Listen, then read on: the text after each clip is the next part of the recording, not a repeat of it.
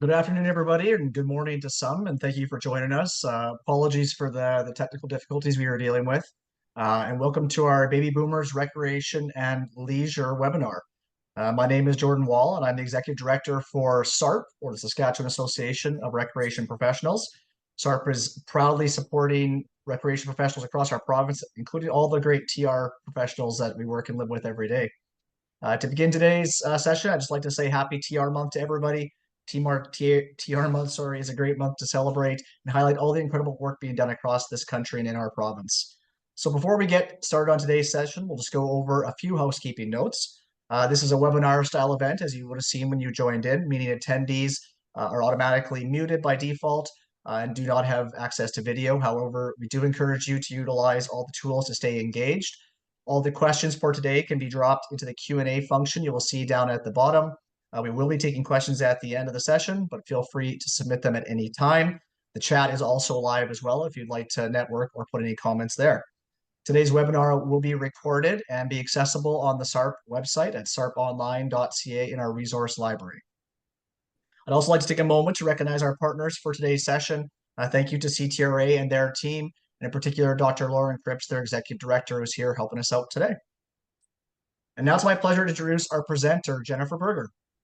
Jennifer is a recreation working supervisor at the Central Butte Regency Manor. She's been a certified TR specialist since 2012, but her career as a recreation professional in long-term care spans back to 1996. With a wealth of experience in leadership, assessment, and planning, Jen is known for building strong relationships with her team and residents. Jen has two children, a daughter who's entering social work this fall, and a 15-year-old son who's a track and field star. Jen loves volleyball, 80s music, and she's a self-described Swiftie. Today, Jen will guide us through an exploration of who baby boomers are, their unique values and characteristics, and how they differ from today's seniors. So with that, it's my pleasure to turn it over to Jennifer Berger. Okay.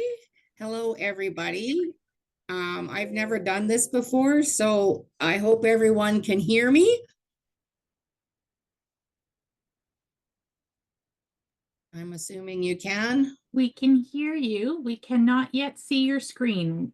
That might be my fault. Just give me 1 sec because I pinned you, but that might be wrong. Yeah, it says I'm screen sharing and then it says stop share. So Jordan, can you confirm whether or not on your end you can see the title slide? Yes, sorry, on my end, I can see Jen's title slide. Perfect. Then I will not touch anything on my computer. Sorry, everyone. Just a quick note for those of you that are collecting CEUs for your CTRS credential.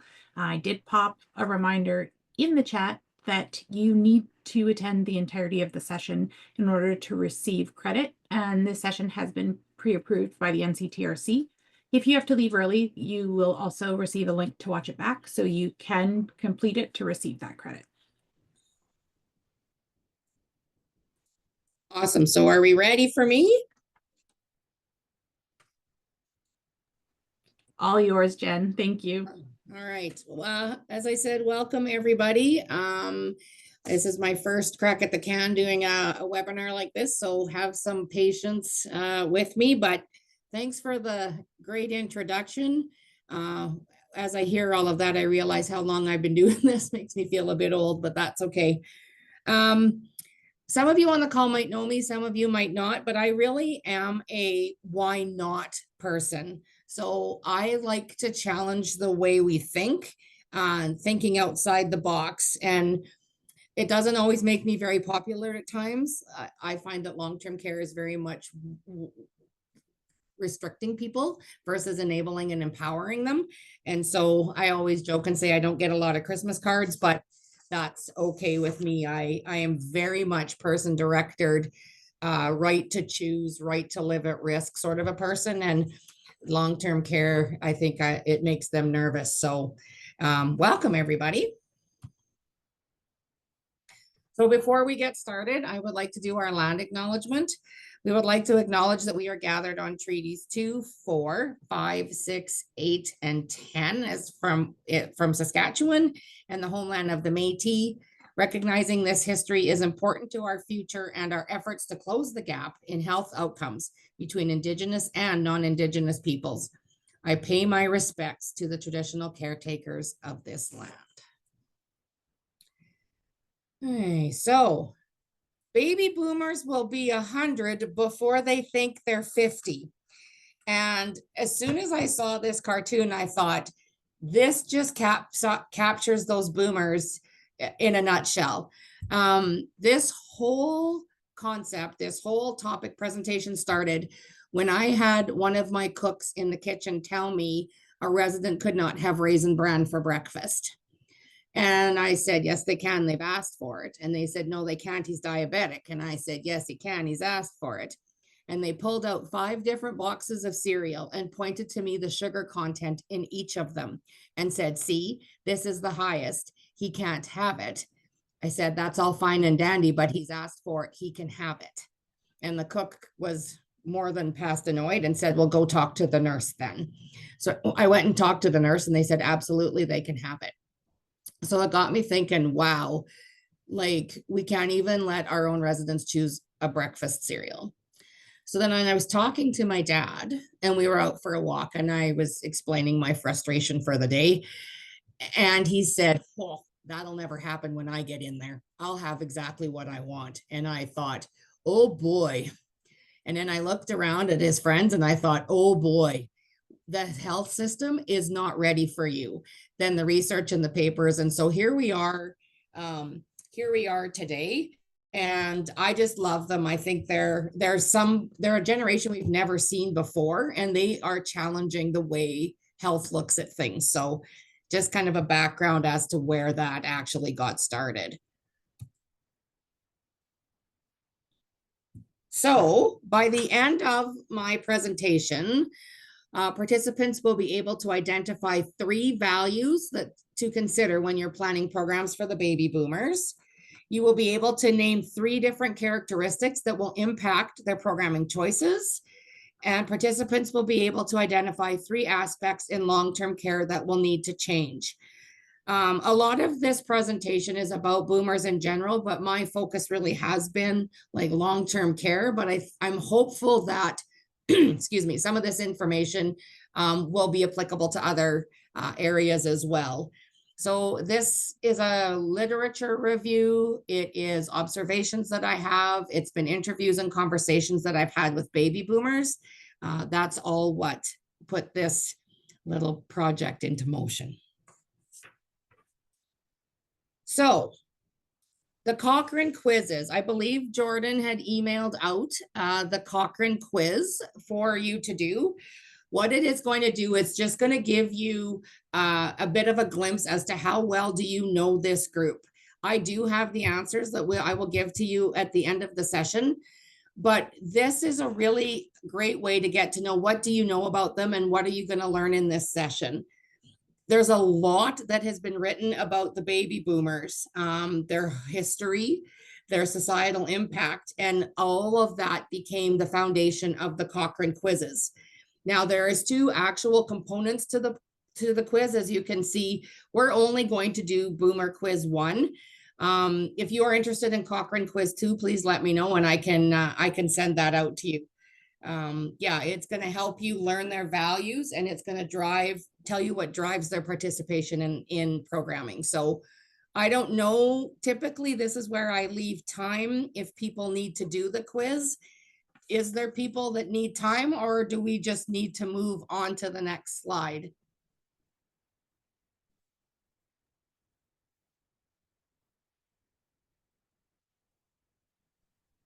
I don't see any notes in our chat, Jen. Everyone did receive it beforehand, so I think you should be good to move forward.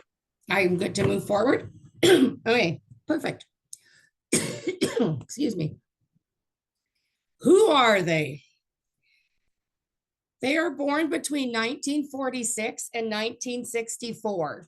And even within those 18 years, there's actually a division between the early baby boomers and the late baby boomers. And I didn't really divvy them up that way. I just looked at the generation as a whole from 1946 to 1964.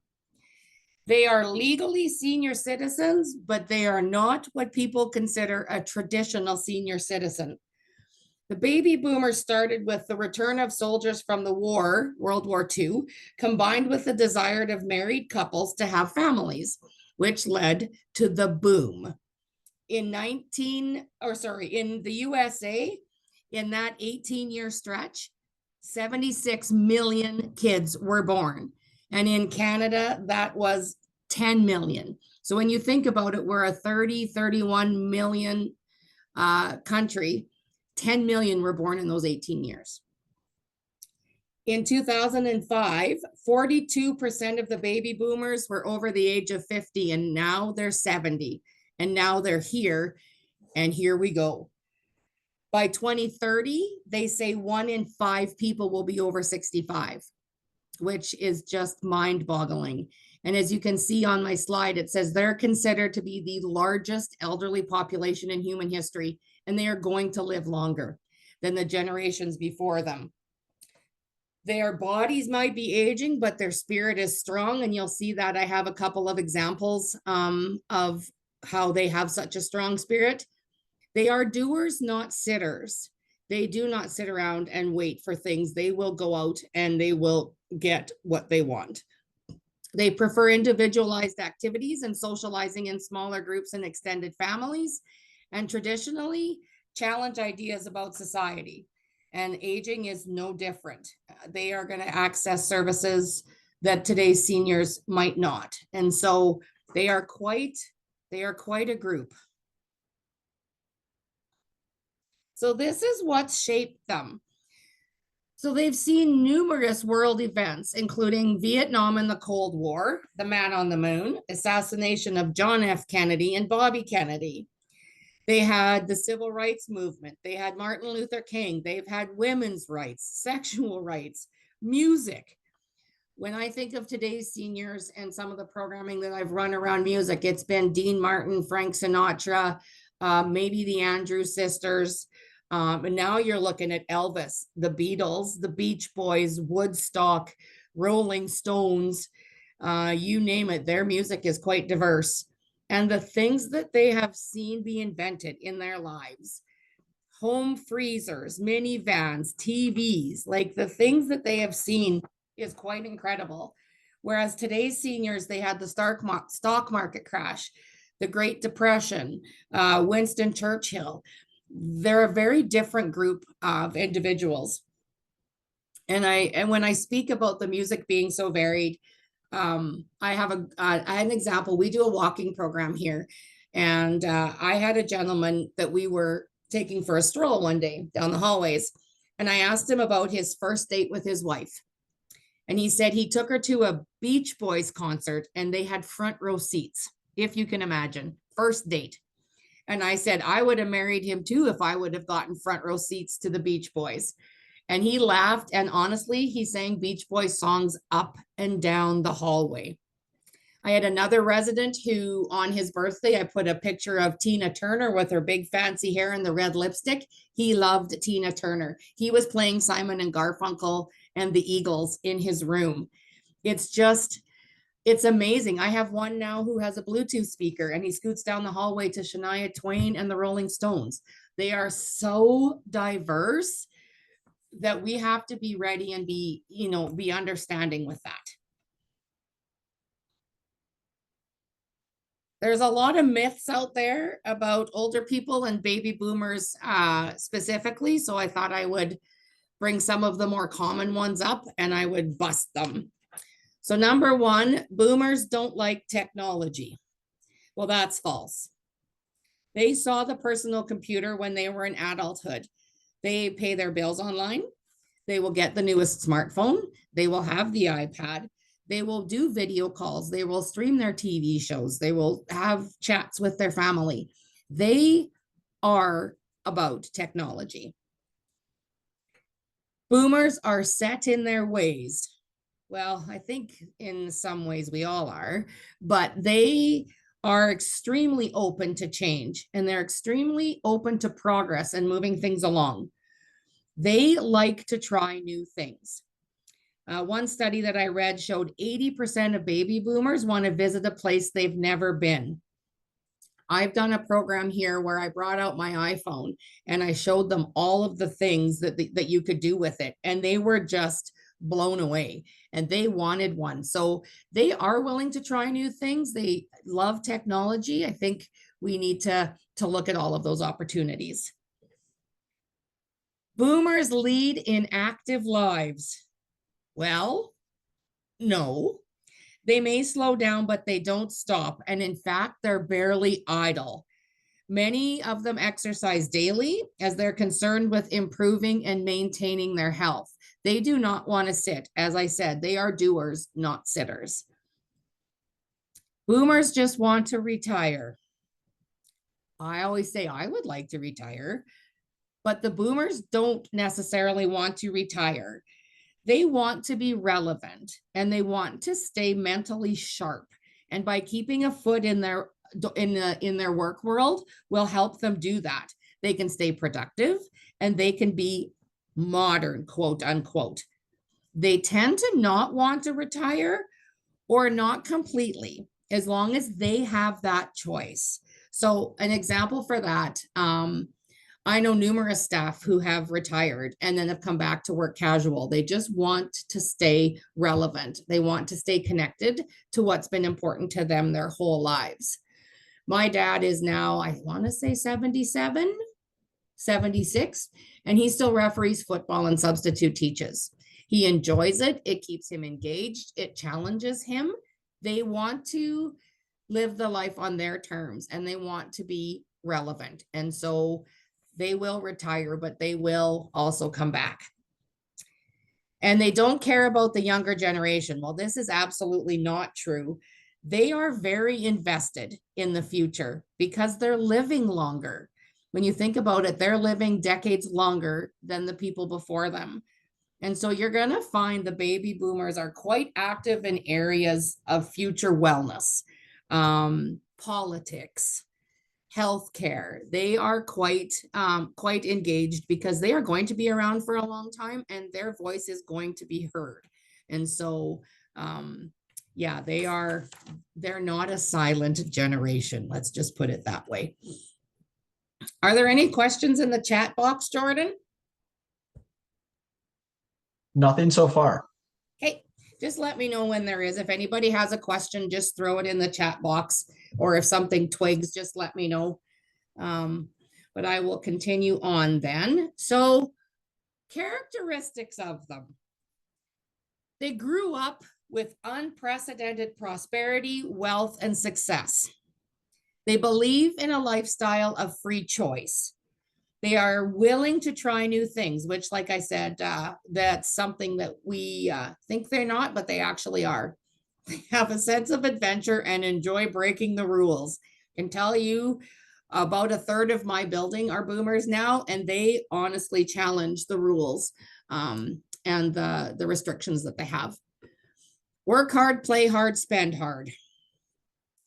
They see retirement as an active period in their lives. They are patriotic, oriented towards social causes. They are a voice, and when they get together, they can make some massive changes. They want to live in their own home and neighborhood as they age. They want to look good and be young forever. And they really have a strong belief, and they want to have a balance of mind and body and spirit. They also are they're very open-minded. So when I think of today's generation, like the seniors generation, they always voted the party line, or they always bought the same kind of cigarettes, or they always bought the same kind of clothes. The baby boomers are much more open to new ideas. They're going to look around for something that's convenient. They're going to look around for something that resonates with their values. And they're going to look for something that's quality because they now have the money and the resources to have the higher quality things. They want to age actively versus like a decline in dependency. So they have seen their parents potentially decline and move into a nursing home, and they want something different and they want something better. And they are going to let you know exactly what that is.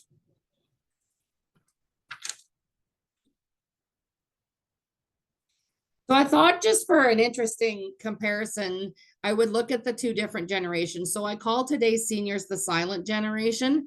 And when you look at the chart, I was like, wow, like they're quite a different crew. The silent generation saved their money and they didn't spend it very much. My father-in-law had $500 of $5 bills tucked into a phone book that we found in his apartment after he'd passed away. He saved his money. They didn't spend it. They didn't have it. They didn't, so they hung on to it. Baby boomers, they spend their money and they have more extra money than any generation before them.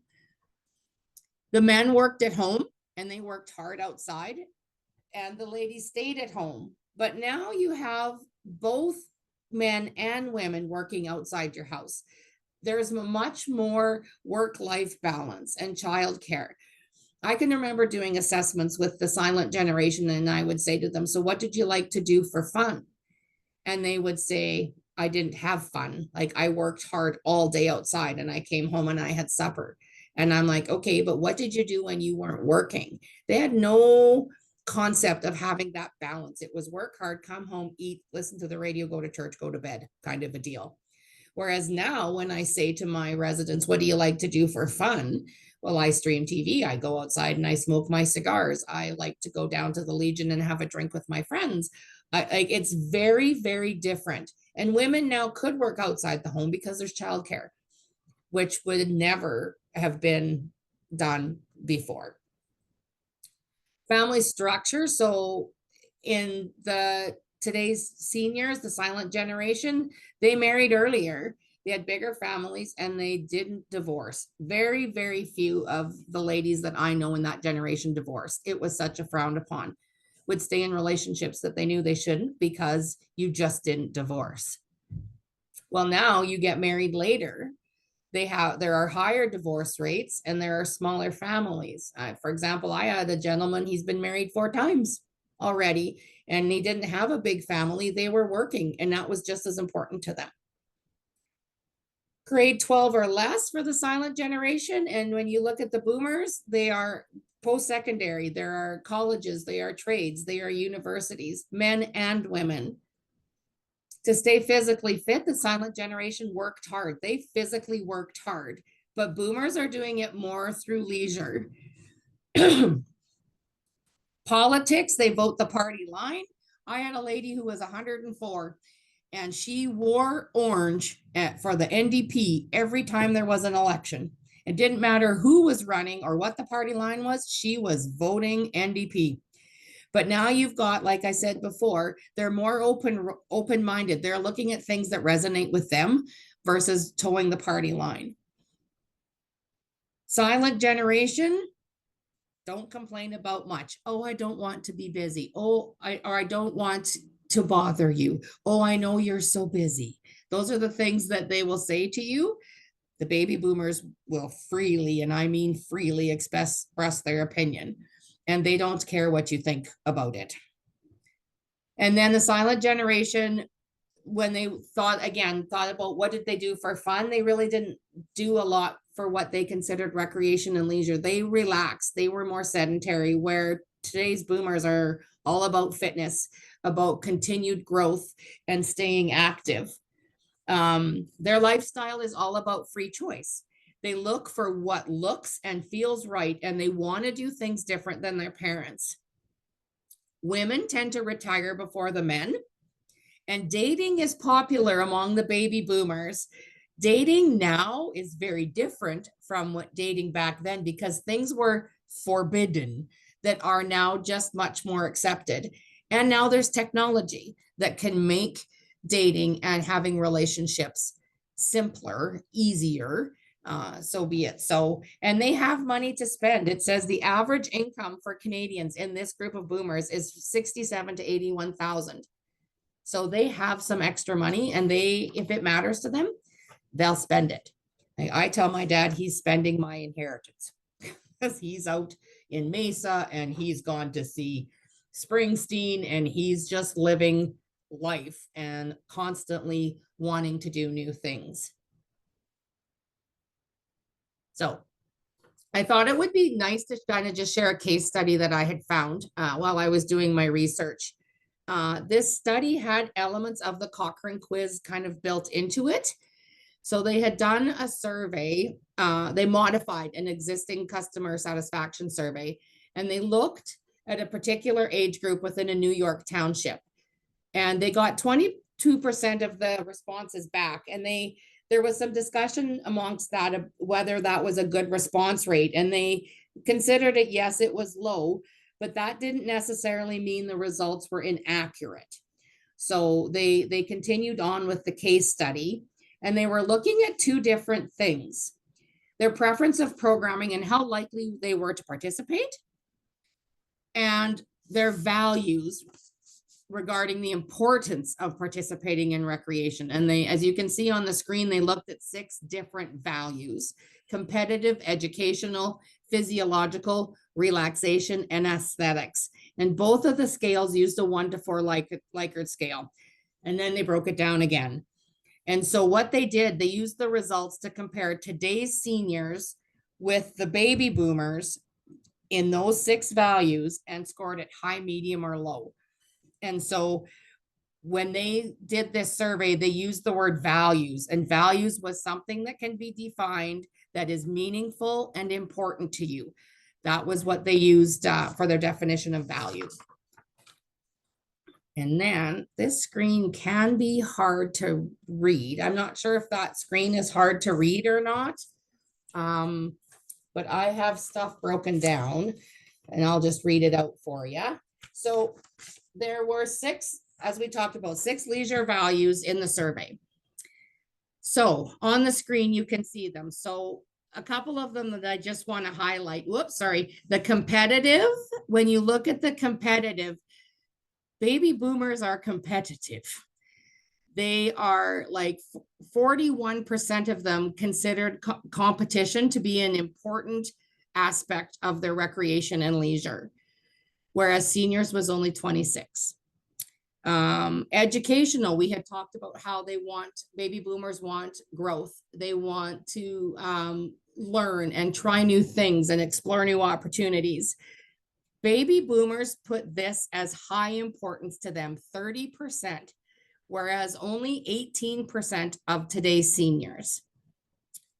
Socially involved helping your community, spending time with family and friends, meeting new people. More of the baby boomers said this was higher, medium importance, and more seniors indicated this was not as important to them. Interestingly enough, though, this is the only category that the seniors had higher than boomers. So I thought that was kind of interesting that socially that component was more important to them than the baby boomers. When you were looking at the physiological scores, that was talking about healthier exercise and relaxation of the body and the mind and the spirit.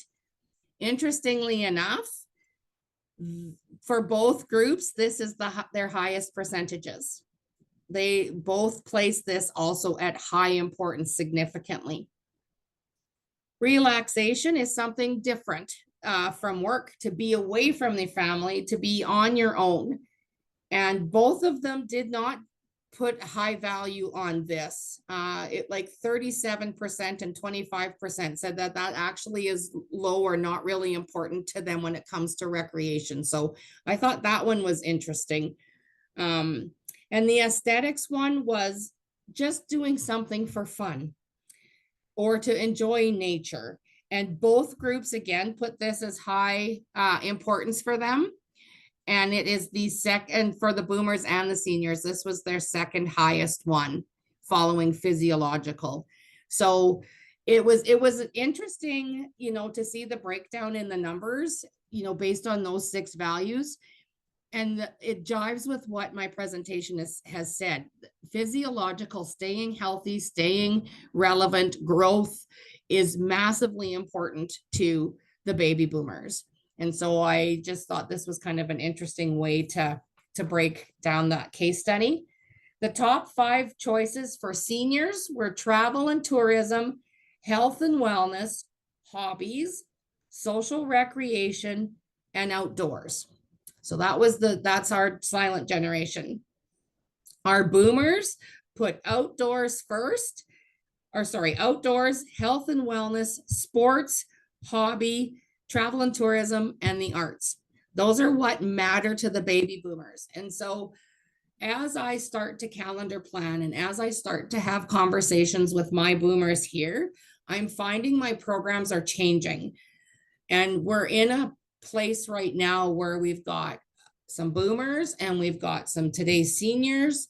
And how do you provide them opportunities that are relevant for both? Or do you not, and you start to split them off, but then people think, non-professional rec staff think that everybody needs to be at everything all the time. So I find we're in an interesting place right now. I enjoy it because I like the challenge and I like the change, but it's definitely an interesting situation to be in. All right. So I wanted just really quickly to talk a little bit about a couple of the models that I thought were relevant for the baby boomers. This is the Flourishing Through Leisure, the ecological extension of the leisure and well-being. I personally use this one. This is what I base my practice on. And I thought it was really relevant to the baby boomers. When you look at the plant on the right side of the screen, you can see all of those different petals of well-being. And all of them are things that were important to them. Physical well-being, spiritual well-being, living my life hopefully in harmony with values, social well-being, belonging, I relate well to others. I am happy and perceive I have control in my life. I find enjoyment in leisure. I think in a focused way and I learn eagerly. I just thought that was a really nice snapshot of all of the things that matter to the boomers. And then on the left side, you'll see the person and the environment. And what I really like about this is that it recognizes that there are 2 different aspects that you need to look at when you are doing planning goals and outcomes with people. You can have all of the greatest strengths in the world, but if you do not have the environment that supports it, you're not going to fly.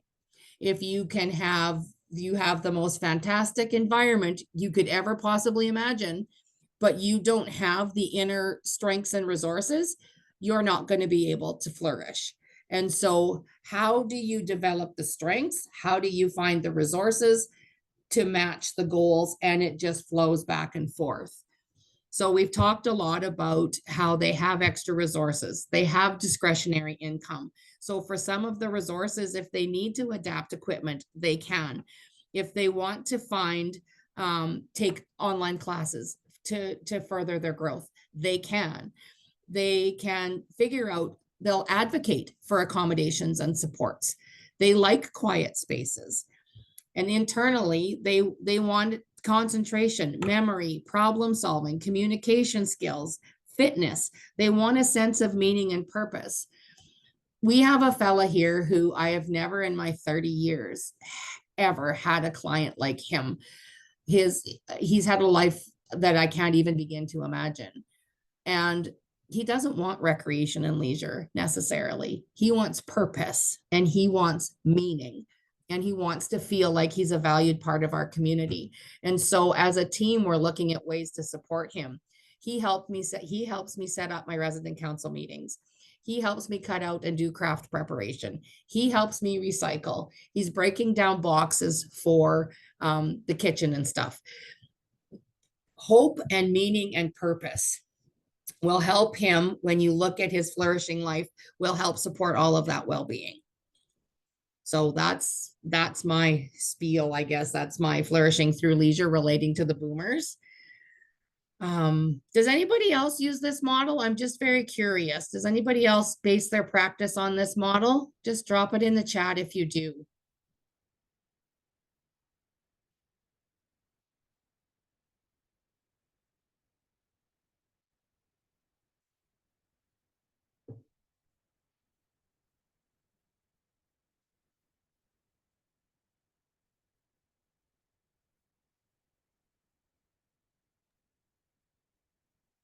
if I can see the chat. I can try to open it. Oh, yeah.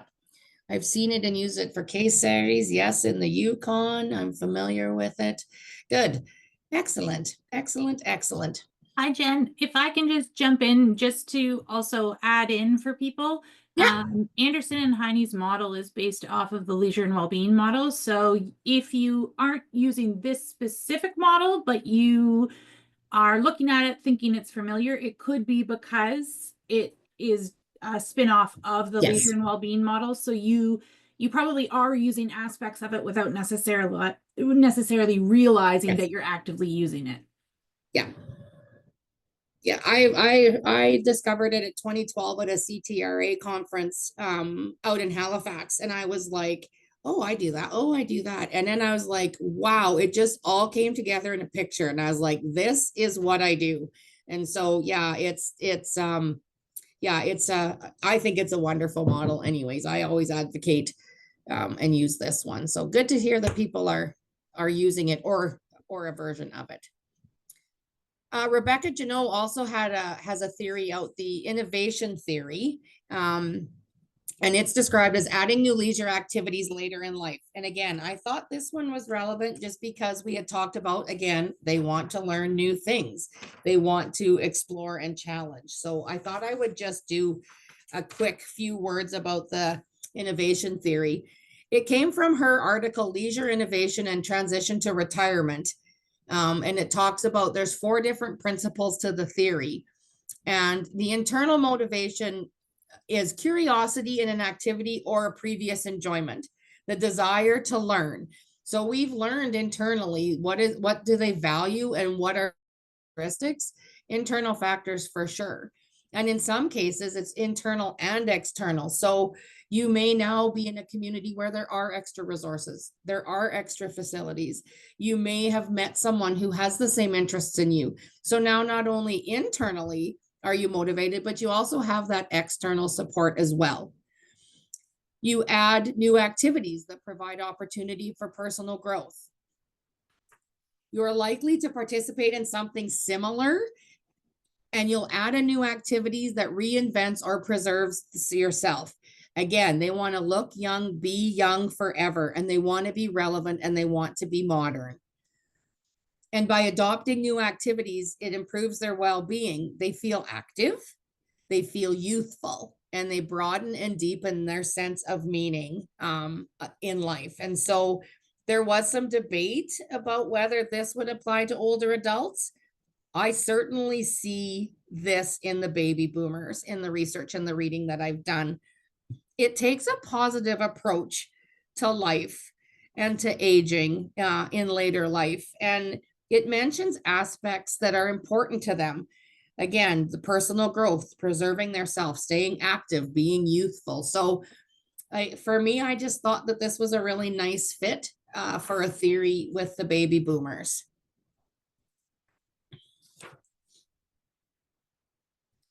Boomers over the long term, they live longer and they live long past retirement, and they have an average age of they live an average of at least 2 years longer than their parents. So for example, my dad retired in the year 2000, and he's had nothing but 25 years of leisure ever since. Being involved in their treatment and their treatment choices is huge, and they will look at alternate practitioners. So you're looking at, they will reach out to a chiropractor, they will reach out to an acupuncturist, they will access massage therapy, and they are involved in their treatment. And if they don't like what you have to say, or they want a second opinion or a third or a fourth, they will go get it. They will look for it. And having that control over their care is really important, particularly if their parents had a negative experience. Then it really resonates that they are going to have control, and it's not going to happen to them what happened to their parents. So they will move closer to family, which we had also heard about when we looked at comparing the generations. They want to be close to that extended family. They also will receive care from that family, because remember, they want to stay home and they want to stay in their communities. And so how can they do that? Support from family and perhaps increase in demand for home care. Now, I don't know how many of you live in rural, but holy cow, we struggle for home care. Like, I've been in Central Butte now for almost 10 years and we just got home care back. And it's like the only option they have out here. We are an hour from any other city, at least.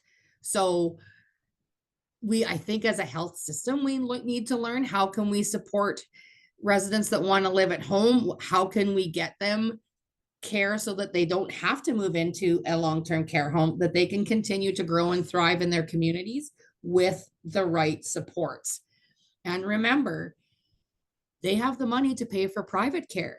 So there may be opportunities down the road where if you have a private business, they will pay for it because, again, they have the resources. I saw this one and I thought this cartoon was fabulous. Is my room ready? I can see that happening in a few years. So this is sort of the chance where, I've told you a little bit about what they like, what they value, the characteristics. We've done a bit of a comparison.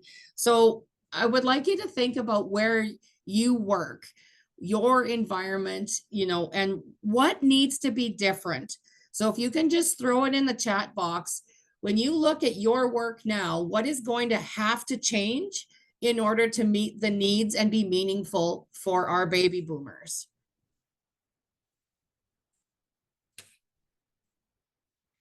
And I'll see if somehow I can see it. Oh, look at that. I can. Oopsie, wrong way. What needs to be different in your homes, your workplaces to meet the needs of the baby boomers?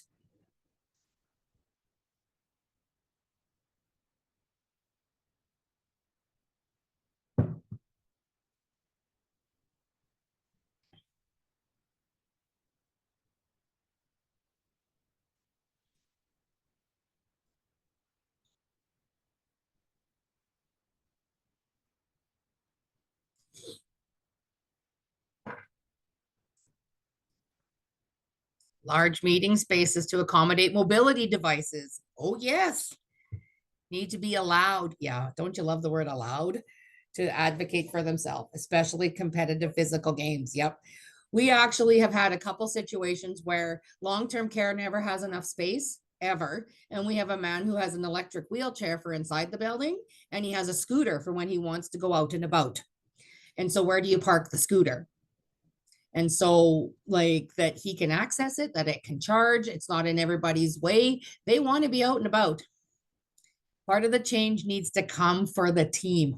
Yes. And I've been actually quite fortunate. I was asked to present this baby boomers presentation up to managers up north in integrated northern health here in Saskatchewan. And I had 22 different managers that were in that meeting. And they came up with some zippers of ideas of things that needed to change. And there wasn't really any recreation in the room. It was dietary, nursing, housekeeping, and they were bringing up some good ones. So everybody looks at rec to do things. But as I've said, like, we can't be all things to all people all the time. We're part of the solution, but we're not the whole solution. So this is some of the things that I've found in the research and things that I have talked to.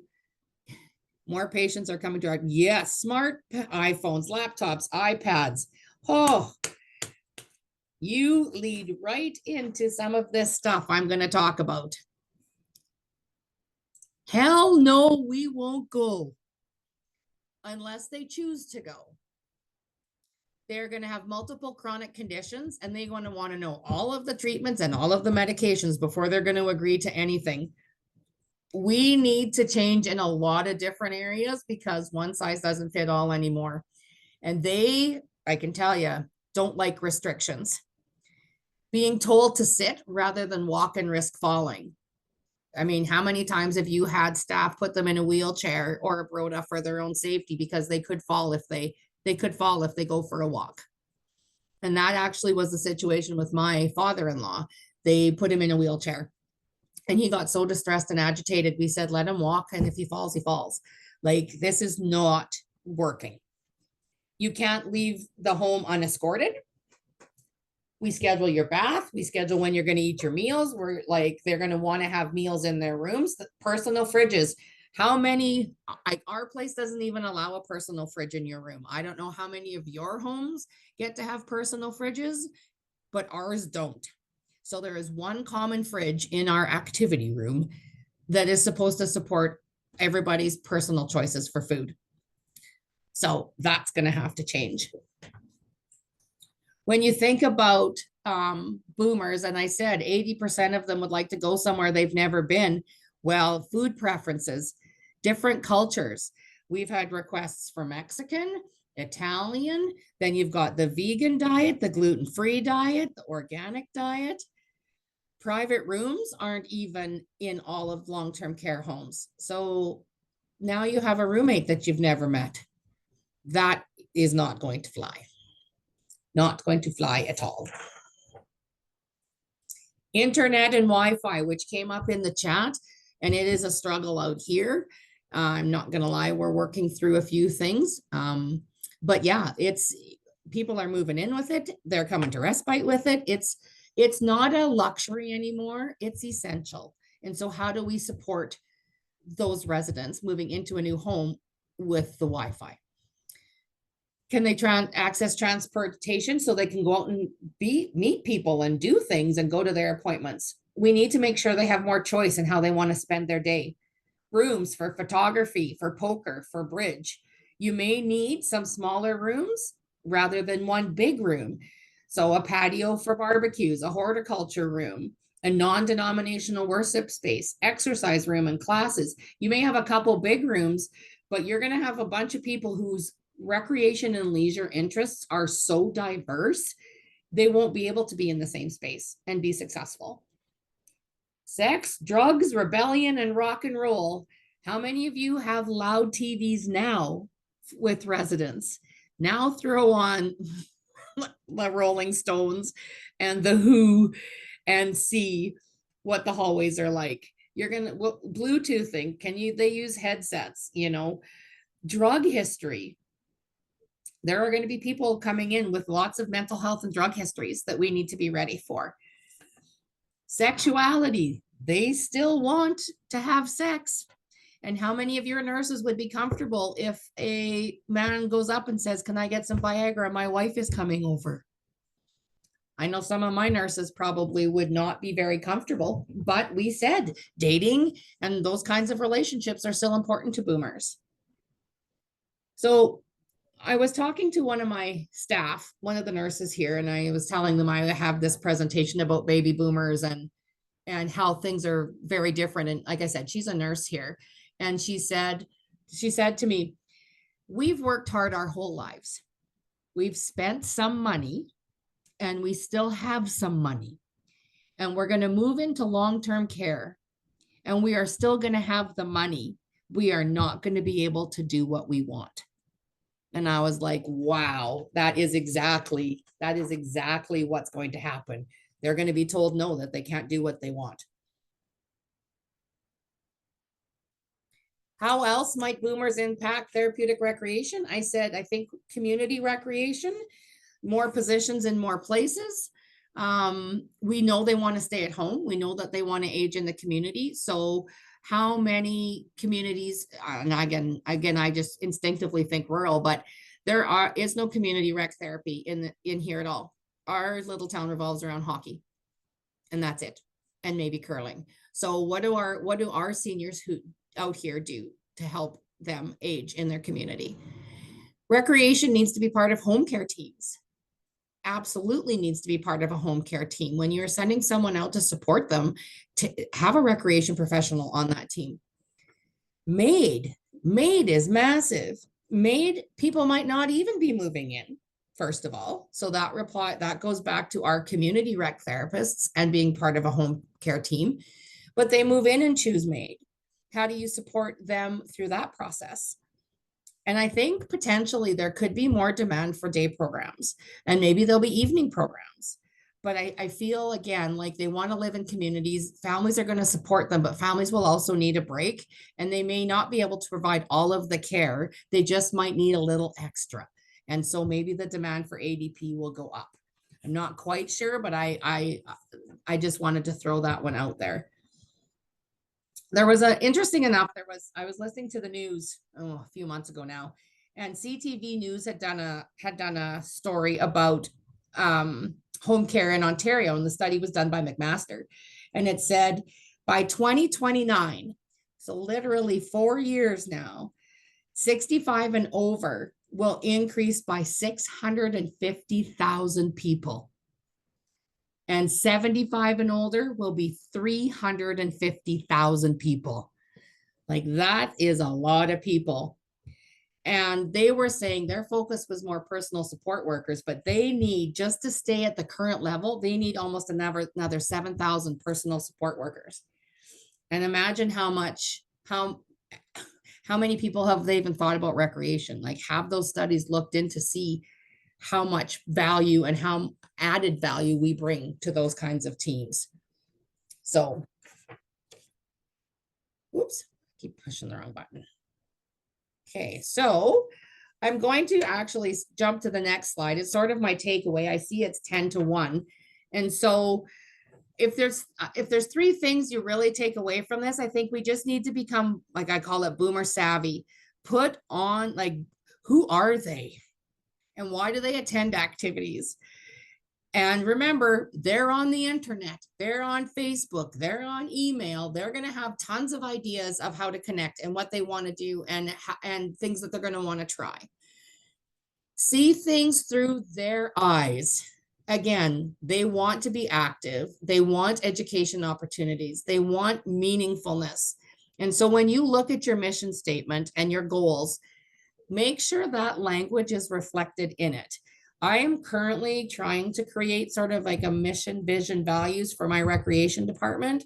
And certainly those are going to be words or words of similar that will be built into that.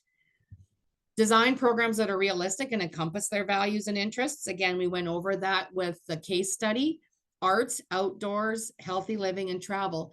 And can you connect a bunch of things? So I gave an example, learning and growing plants, and then write and reflect about those things. Use the flowers, press the flowers, create an outdoor space, use the vegetables, make yourself your own meal. Use the Bloomer Blueprint and all of the information that you got today to kind of just see things a bit differently. Purdom in 2002 said, boomers will not settle for what is offered. They are expected to drive more choice and more personal control in the services they receive. And Green in 2004 said they will not tolerate stereotypes and they will not tolerate ageism. They want stylish products that are more than functional. Boomers have left everlasting marks on society with extensive changes in education system, growth and marketing within the economy. Think about all the alternative lifestyles that the boomers have seen and are now part of. Shifts in the nature and structures of families, transforming the nature of gender relationships. And just sort of as a final quote I've got here, as their lives have indicated so far, boomers will continue to leave everlasting marks on society as they enter the life of retirement and leisure. And so that's just sort of my sum up statement. Like I said, I love these guys. I find that I like to be a fly on the wall when they challenge things because they're very forthright and very direct and use some interesting language when they're not getting what they want, and they're not wrong. I just think that long-term care is all about what you can't do. And I think we need to flip that. And it's all about what you can do and what you want to do and do what's important and meaningful to you.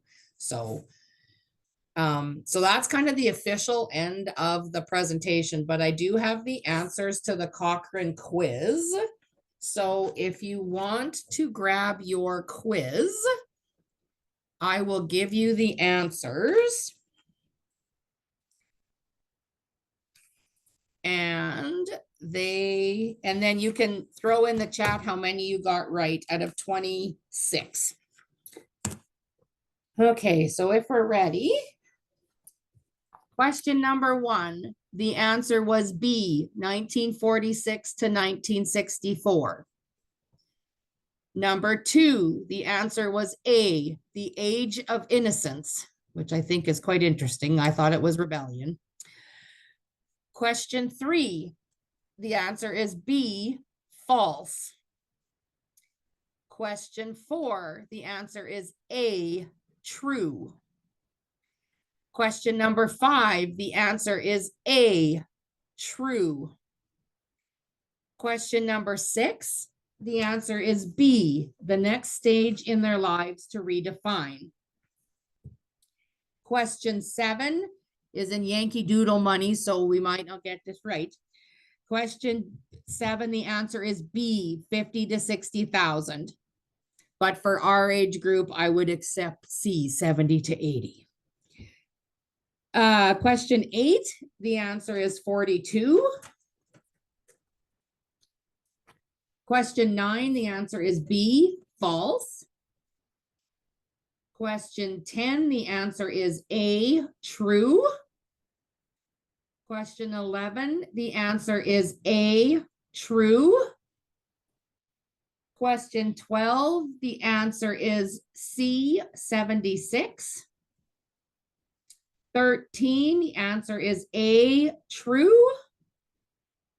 14 is B, false. 15 is, just a minute, boomers will redefine retirement. A, true. 16 is D, all of the above. 17 is B, 1 in 5. 18 is A, true. 19 is B, increased. 20 is B, travel and leisure. I'd be curious how many got 21 right. The answer for 21 was D, golf. Be curious how many of you got that one right. Number 22, the answer was A.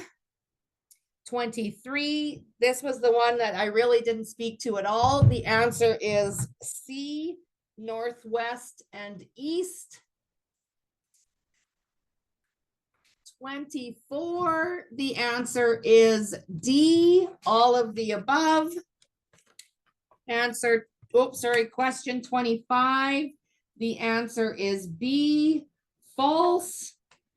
And 26, the answer is A, less than 6.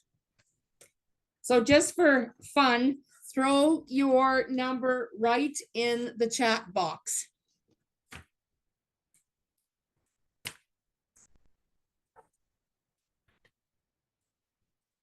I even double checked the age of innocence versus rebellion, and nope, they say it's age of innocence, but what was question 2? Question 2 was, which age is generally associated with the baby boomer generation? My book and my sheet says A, age of innocence, which I find odd. I thought it would have been age of rebellion, but that's what the answer key tells me.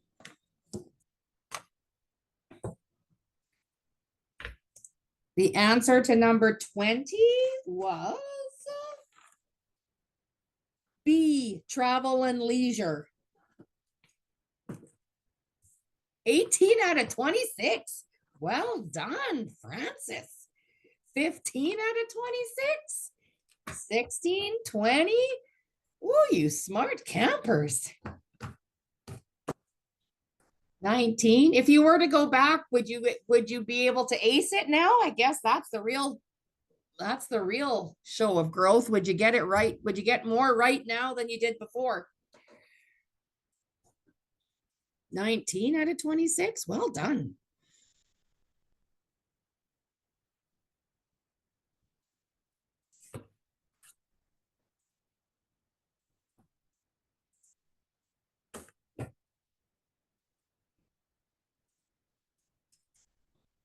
Okay, well, that's it for me. I have it's like 1 o'clock on the dot Saskatchewan time. Any questions for me to drop in the chat box, or Jordan, have you seen anything?